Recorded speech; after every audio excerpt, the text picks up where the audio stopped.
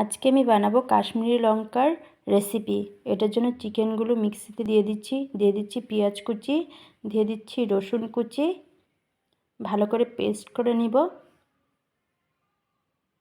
Chicken আমার paste করা হয়ে গেছে। এবার কড়াইতে দিয়ে দিচ্ছি সরিষার তেল,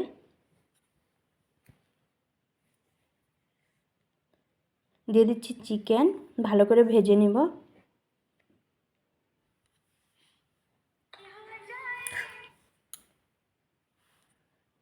দিয়ে দিচ্ছি নুন,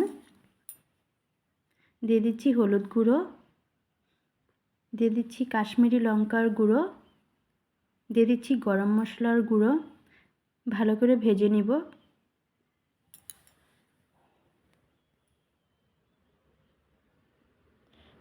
চিকেন আমার ভাজা হয়ে গেছে, নামিয়ে নিচ্ছি।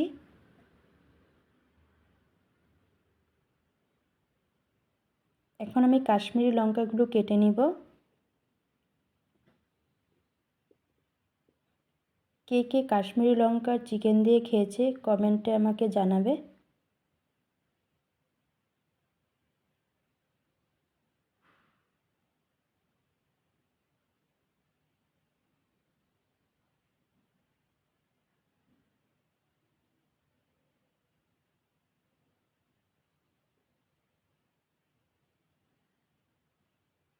কাশ্মীরি লঙ্কার ভিতরে